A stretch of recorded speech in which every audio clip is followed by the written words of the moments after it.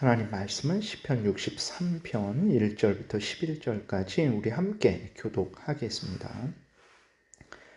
하나님이여, 주는 나의 하나님이시라. 내가 간절히 주를 찾되 물이 없어 마르고 황폐한 땅에서 내 영혼이 주를 갈망하며 내 육체가 주를 앙모하나이다. 내가 주의 권능과 영광을 보기 위하여 이와 같이 성소에서 주를 바라보았나이다. 주의 인자하심이 생명보다 나음으로 내 입술이 주를 찬양할 것이라. 이러므로 나의 평생에 주를 송축하며 주의 이름으로 말미암아 나의 손을 들리이다. 골수와 기름진 것을 먹음과 같이 나의 영혼이 만족할 것이라. 나의 입이 기쁜 입술로 주를 찬송하되 내가 나의 침상에서 주를 기억하며 새벽에 주의 말씀을 작은 소리로 읊조릴 때에 하오리니 주는 나의 도움이 되셨습니다. 내가 주의 날개 그늘에서 즐겁게 부르리이다. 나의 영혼이 주를 가까이 따르리니 주의 오른손이 나를 붙드시거니와 나의 영혼을 찾아 멸하려 하는 그들은 땅 깊은 곳에 들어가며 칼의 세력에 넘겨져 승냥이의 먹이가 되리이다. 왕은 하나님을 즐거워하리니 주께 맹세한 자마다 자랑할 것이나 거짓말하는 자의 입은 막히리로다. 아멘. 기도드리겠습니다. 하나님 감사합니다. 이 시간 하나님 말씀을 전하고 듣습니다. 성령께서 역사하셔서 우리를 향한 하나님의 뜻을 잘 깨달아 알게 도우시고 또 하나님이 알려주시는 대로 믿고 따라서 하나님이 주시는 크신 은혜를 늘 누리게 도우소서. 감사드리고 예수 그리스도의 이름으로 기도드렸습니다. 아멘. 예, 오늘 그 1절 위에 보게 되면 제목이 있는데 다윗의 시 유다 광야에 있을 때에 라고 이렇게 기록이 되어 있어요.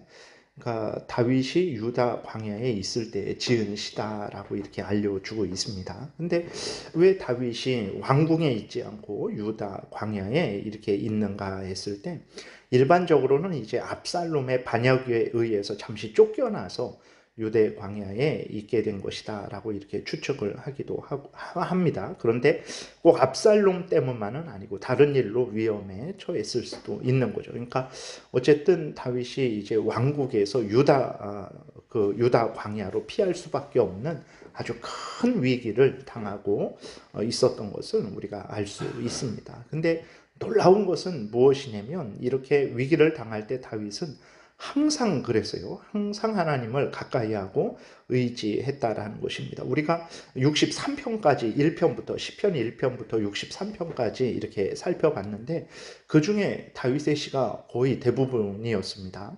근데 그 시편들 중에서 다윗이 위험에 처하지 않았던 때가 없었어요. 거의 없었습니다. 그러니까 정말 모든 일이 잘 되고 모든 그러한 다윗의 그러한 건강도 아주 문제없고 그래서 하나님 앞에 감사하고 하나님께 영광을 돌리고 그런 시편은 거의 없었어요. 그래서 그 모든 거의 대부분의 시편들 중에서 대부분이 생명과 위험과 재앙을 당하는 그러한 시편들이었습니다. 그런데 그 모든 위험과 재앙 중에서 다윗이 항상 동일하게 행한 그러한 행동이 있는데 그것은 하나님을 경외하고 하나님을 의지하고 하나님께 간절히 은혜를 구하며 그렇게 어렵고 힘들수록 더 하나님을 가까이 했다라는 사실을 우리가 확인을 했어요. 오늘 본문에서도 마찬가지입니다. 다윗은 정말 왕궁에서 쫓겨난 거예요. 그래서 9절에 보게 되니까 이제 나의 영혼을 찾아 멸하려 하는 그들 때문에 이제 다윗이 왕궁에서 쫓겨난 거죠.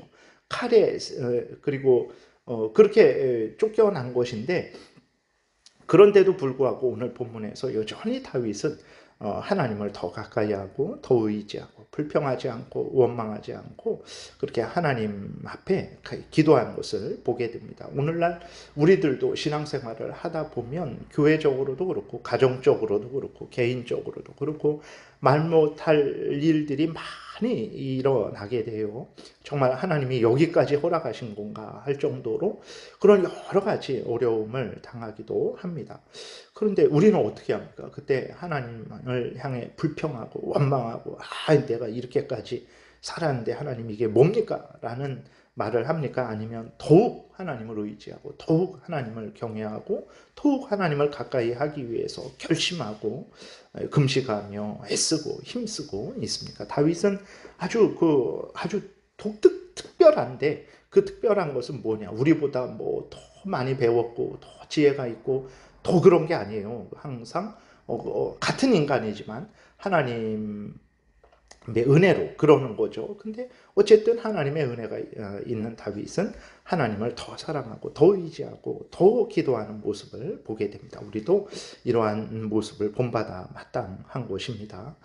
하나님과 멀어지는 근데 또 그러면 하나님을 가까이 하고 하나님과 멀어지지 말아야 되는데 우리는 하나님과 멀어지면서 잘하고 있다라고 그러한 생각을 좀 이렇게 종종 할 때가 있어요. 근데 하나님과 멀어지는 것은 어떻게 나타나겠습니까? 첫 번째로는 이제 마음으로 하나님 중심이 되지 않아요. 그러니까 항상 어떤 성경을 보는데도 그 성경에 근거한 마음을 갖지 않습니다. 그러면 내가 지금 하나님의 원하시는 그러한 생각과 말과 행동을 하고 있는지 어떻게 아냐. 내가 성경을 보면서도 하나님과 멀어지는 그러한 생각을 할 수 있거든요. 그럼 어떻게 하냐. 그래서 제가 여러분들에게 말씀드린 대로 내가 하나님의 뜻을 따르는지를 어떻게 하냐 그랬을 때 성경을 봐야 되는 거죠. 성경을 보되 내 마음대로 성경을 해석하면 안 됩니다. 그러니까 우리들은 몸이 아프면 성경을 보면 하나님께서 고쳐주시고 낫게 해주시고 치료하시고 이런 그 말씀들이 더 많이 들어와요. 그리고 또 어떤 물질이 없으면 정말 이렇게 또 물질에 관한 그러한 부분이 더 많이 들어오고 그래요. 그래서 내가 어떤 불평하고 원망하게 되면 놀라운 것은 무엇이냐면 이 성경을 보게 되면 계속 불평과 원망이 더 쌓이게 됩니다. 그렇지. 그러니까 내가 불평하지. 그러니까 내가 원망하지. 이러한 차원으로 되는 거예요. 그래서 성경을 볼 때에도 우리가 잘 봐야 되는데 일단 성경 자체에 있는 그대로 없는 것은 보태지 말고 있는 것은 빼지 말고 성경 자체에 근거해야 되고 두 번째로는 이 성경을 교회가 내가가 아닙니다. 교회가 객관적으로 공적으로 역사적으로 이 성경에 나타난 하나님의 뜻을 핵심적으로 요약한 그러한 신앙 고백에 또 근거를 해야 됩니다. 그 다음에 그 성경과 신앙 고백에 또 근거해서 또 이렇게 교회법으로 만들어 놓은 그러한 그 교회법을 살핀 다음에 그 다음에 내 마음이 내가 지금 이렇게 들은 마음이 옳은지 아닌지를 봐야 돼요. 그러지 않으면 다 실수합니다. 그러니까 신천지 이만희도 성경을 보고 지금 가르치고 있는 거거든요. 그러면서도 자기가 성경을 가장 잘 해석하고 자기에게 배우지 않으면 천국에 들어가지 못한다라는 그런 거짓말을 하고 있는 거예요. 그랬을 때 그걸 어떻게 구분을 하냐 그랬을 때 성경 신천지 이만희는 성경 자체에도 틀렸고 마태복음 계시록을 해석할 때 당연히 뭐 다니엘서 마태복음 뭐 창세기부터 전체 계시록 성경 전체에 근거해서 해석을 해야 되는데 한 부분만을 아주 그냥 절대적으로 생각해서 물론 한 부분도 절대적이지만 한 부분만 강조해서 전체를 통해서 말씀하시는 하나님의 뜻을 왜곡을 시키는 거죠. 그리고 교회가 역사적으로 객관적으로 믿어온 신앙 고백과 전혀 다릅니다. 그 다음에 교회법하고도 전혀 달라요. 그렇기 때문에 신천지 이만희는 이단인 거예요. 우리가 그러한 잘못을 범하지 않기 위해서 항상 이렇게 우리가 성경 자체에 근거해야 되고 성경의 하나님의 뜻을 핵심적으로 요약한 신앙 고백에 또 근거해야 되고 또 교회를 하나님의 뜻대로 이끌어 갈 때에 이제 그러기 위해서 만든 교회법에도 근거를 해서 점검할 때에 그것이 그 다음에 하나님의 뜻이구나 이런 그러한 마음을 가져야 되는 거예요. 그러지 않으면 이제 내가 점점 하나님과 멀어지고 있으면서도 나는 하나님의 뜻을 잘 따르고 있다라고 생각을 할 수가 있는 거죠. 그리고 이제 이렇게 하나님과 멀어지는 것은 마음 중심으로 마음 중심으로 하나님 중심이 되지 않고 성경과 다른 생각과 말과 행동을 합니다. 그 말은 이제 신앙 고백과 또 교회법과 다른 생각과 다른 말과 다른 행동을 하게 된다라는 거예요. 그 다음에 예수 그리스도의 몸된 교회를 중시하지 않습니다. 교회는 이렇게 유형 교회가 있잖아요. 이 유형 교회가 공덕동 이 지역에 교회가 보이잖아요. 교회 건물이 있고 사람들이 이제 그 건물에 모여서 교회를 이루고 있잖아요. 그 보이는 그 유형 교회를 소홀히 해요. 그러니까 그 보이는 유형 교회는 그 교회가 작은 교회든 큰 교회든 그 교회는 어떤 곳입니까? 예수 그리스도를 머리로 두고 예수 그리스도의 몸된 교회예요. 하나님께서 우리를 어떻게 인도하십니까? 그냥 우리를 뭐 학교에서 신앙 성숙을 물론 하나님의 은혜로 거기서도 훈련을 받고 이렇게 하지만 학교에서 하나님의 말씀이 전해지는 게 아니에요. 국회에서 청와대에서 하나님의 말씀이 전해지지 않습니다. 교회를 통해서 우리가 양육을 받는 거예요. 그래서 교회를 이렇게 사랑하고 교회에 소속되어서 그렇게 신앙생활을 하는 것이 하나님의 뜻이에요. 그런데 그 유형교회에 인도한 하나님의 그러한 뜻을 온전히 이렇게 따르지 않게 되는 거죠. 그리고 사명을 이제 감당하지 않게 돼요. 그것이 하나님과 멀어지게 되는 그러한 모습입니다. 그래서 다윗은 그렇게 하지 않았어요. 오늘 본문에서도 보게 되면 다윗이 처한 상황은 아주 심각한 그러한 상황인데 다윗은 오히려 하나님을 의지하고 가까이 했다 그랬잖아요. 그럼 그것을 무엇으로 알 수 있을까? 모두가 다 하나님을 가까이 하고 의지한다고 하는데 그것을 무엇으로 알 수 있을까? 그랬을 때 마음 중심으로 하나님을 더 사랑합니다.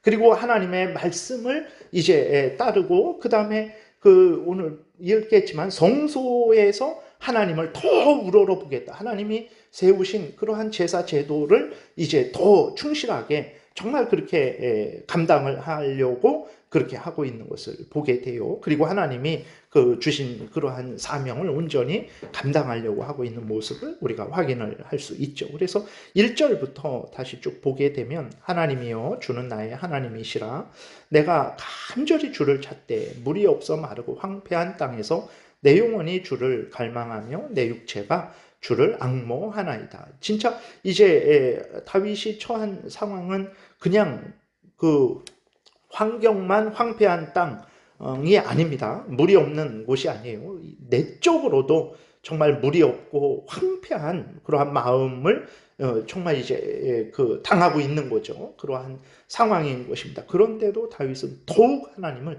의지하고 있어요. 아유 적당히 믿어야 되겠다. 그냥 적당히 섬겨야 되겠다. 이런 마음 하지 않아요. 오히려 더 재앙을 당하고 있어요. 하나님의 뜻을 따라서 했기 때문에 이러한 이 핍박을 당하는 거죠. 근데 다윗은 더 하나님을 의지하고 있습니다. 2절에 보게 되면 내가 주의 권능과 영광을 보기 위하여 이와 같이 성소에서 주를 바라보았나이다.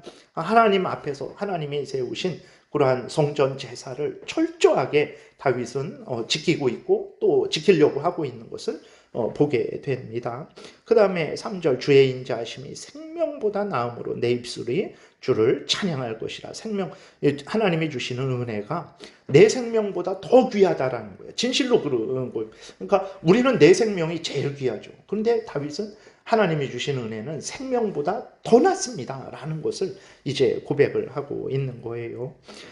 그래서 다윗은 이제 더욱 하나님을 이렇게 의지하고 이렇게 의지한 자신에게 하나님이 반드시 은혜 주실 것을 굳게 믿고 있어요. 4절부터 보게 되니까 이러므로 나의 평생에 주를 송축하며 주의 이름으로 말미암아 나의 손을 들리리라. 골수와 기름진 것을 먹음과 같이 나의 영혼이 만족할 것이라. 나의 입이 기쁜 입술로 주를 찬송하되 내가 나의 침상에서 주를 기억하며 새벽에 주의 말씀을 작은 소리로 읊조릴 때에 하오리니 하나님은 나의 도움이 되셨습니다. 내가 주의 날개의 그늘에서 즐겁게 부르리이다.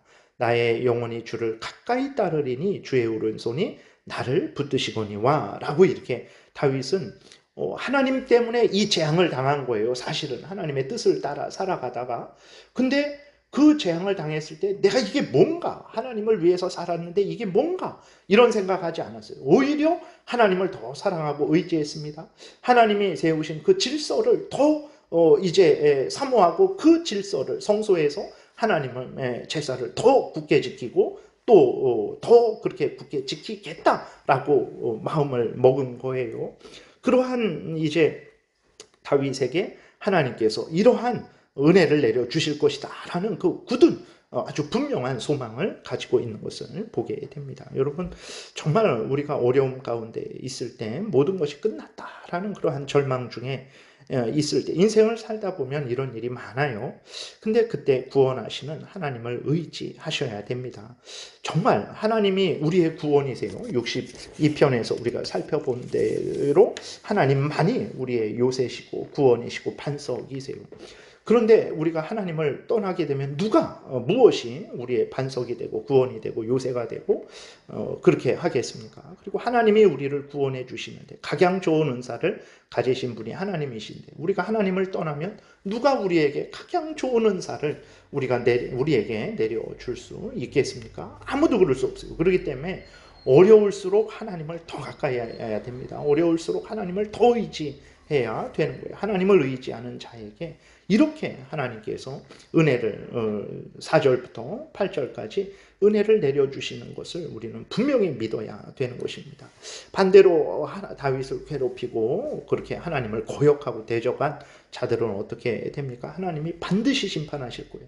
지금 형통한다고 할지라도 형통하는 게 아닙니다. 하나님의 때가 되면 반드시 심판하죠. 다윗은 확신을 했어요. 9절부터 11절에 보게 되니까 나의 영혼을 찾아 멸하려 하는 그들은 땅 깊은 곳에 들어가며 칼의 세력에 넘겨져 승냥이의 먹이가 되리이다. 왕은 하나님을 즐거워하리니 주께 맹세한 자마다 자랑할 것이나 거짓말하는 자의 입은 막히리로다. 하나님은 의로우신 분이십니다. 하나님의 택한 백성들을 절대 버리지 않으세요. 반드시 복 주시는 분이십니다. 하나님을 의지하고 하나님을 멀리하지 말아야 됩니다. 그러나 하나님을 거역하고 대적하는 자들에게는 하나님께서 반드시 공의의 심판을 내리시는 분이십니다. 그러므로 우리는 하나님을 신뢰하고 하나님 앞에 나아가야 됩니다.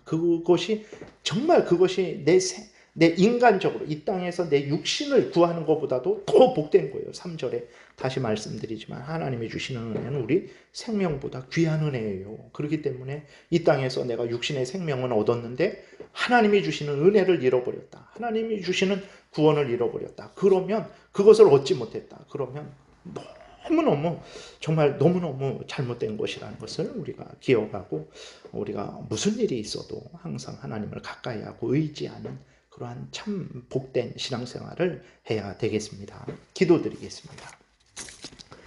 살아계신 하나님 아버지 감사합니다. 하나님 아버지께서 우리를 지키시고 보호하시니 감사합니다. 그럼에도 불구하고 우리가 이 땅에서 여러 가지 이유 때문에 많은 어려움을 당하는데 그럴 때에 그 문제를 해결하고 나의 잘못을 다시 회복시키며 하나님께 은혜 주실 이는 오직 하나님밖에 없다라는 것을 분명히 깨달아 알고 어떤 이유든 간에 하나님 앞에 나아가서 하나님의 은혜로 해결을 받는 우리들이 되게 도와주옵소서. 무슨 일이 있어도 하나님을 멀리하지 않게 도와주옵소서. 감사드리고 예수 그리스도의 이름으로 기도드렸습니다. 아멘. 하늘에 계신 우리 아버지요, 이름이 거룩히 여김을 받으시오며 나라의 임하옵시며 뜻이 하늘에서 이루어진 것 같이 땅에서도 이루어지이다. 오늘날 우리에게 일용할 양식을 주옵시고 우리가 우리에게 죄지은 자를 사하여 준 것 같이 우리의 죄를 사하여 주옵시고 우리를 시험에 들게 하지 마옵시고 다만 악에서 구하옵소서. 대개 나라와 권세와 영광이 아버지께 영원히 있사옵나이다. 아멘. 지금은 우리 구주 예수 그리스도의 은혜와 하나님 아버지의 크신 사랑과 성령의 교통하심이 어려울수록 힘들수록 하나님을 가까이 하고 의지하고 하나님이 우리에게 주신 모든 질서와 제도를 더욱 굳게 따르고자 은혜 구하며 돌아가는 하나님의 택한 백성들 머리 위에 지금부터 영원토록 함께 있을지어다. 아멘.